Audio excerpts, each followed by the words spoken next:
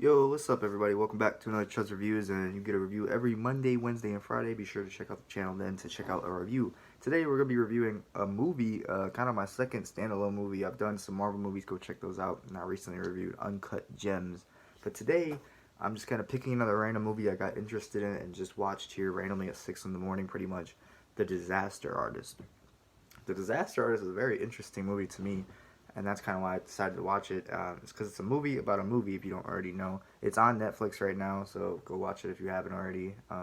If you want to, relate to my review or whatever. But The Disaster Artist is a movie about the creation of the movie called The Room. I don't know if you guys ever heard of The Room. I guess a lot of people have or whatever. It's a cult classic now, cult Halloween kind of sense. It's the movie that has the meme. I did not hit her. I did not. That's bullshit. I did not. Oh, hi, Mark.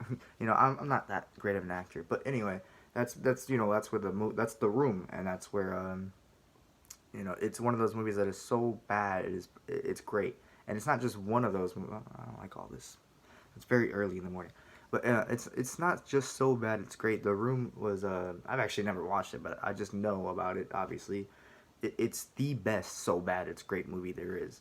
It's so badly great that shit they made a movie about how it was made. So Disaster Artist, you got James Franco as the main star, playing as Tommy Wiseau, and his brother Dave Franco playing the his friend, which is Greg. Tommy Wiseau's best friend, which is Greg, and Greg plays Mark. In real life, Greg played Mark, and Tommy plays, the main character of the movie. I forgot the fucking main character of the Room movie, but Tommy. Um, and that's how that goes. And in a sense, this movie is Tommy meeting Mark, or not Mark, Tommy meeting Greg in the beginning, and kind of some, film class or acting class or whatever. And they kind of, they become bros, and they go on this quest to basically become famous actors or become big in Hollywood or LA or whatever. And instead, they end up making a movie or, trying to go make their own movie. And you just kind of see how crazy of a person and just bizarre Tommy Wiseau is. James Franco does. Did I say Philip DeFranco earlier? I don't know. But James Franco plays Tommy Wiseau, and he is great as Tommy Wiseau. I watched some interviews with James Franco and Tommy Wiseau together, and James Franco's accent or trying to impersonate Tommy Wiseau is spot on. It is great. Him and his brother on the screen have great chemistry together, of course, and just like the real life friends, I guess. But this movie doesn't just laugh at Tommy Wiseau for making a movie that he tried to make very serious. It was supposed to be like a drama, emotional, very serious, and he tries to do that in The Disaster Artist. He tries, it's him. Tommy Wiseau wrote, directed, uh, was the main star, produced, did everything for this movie. It was one man's crazy dream of a movie, pretty much. Well, I guess two, because he tries to get his friend involved too, pretty much. Greg and Mark and all that. But uh, it ends up being a complete comedy. It's so bad it's funny, and you really see him deal with that in this movie. I wish they would have showed more. The Disaster Artist. The only flaw I didn't like about the movie, the only thing really, because my eyes were glued to the screen the entire movie. It's just one of those movies I didn't want to end. I wanted to see more of the reaction of the world reacting to this movie over the years, what Tommy Wiseau thinks about it now. But I guess that's a little bit asking too much. This movie did come out 3 years ago in 2017.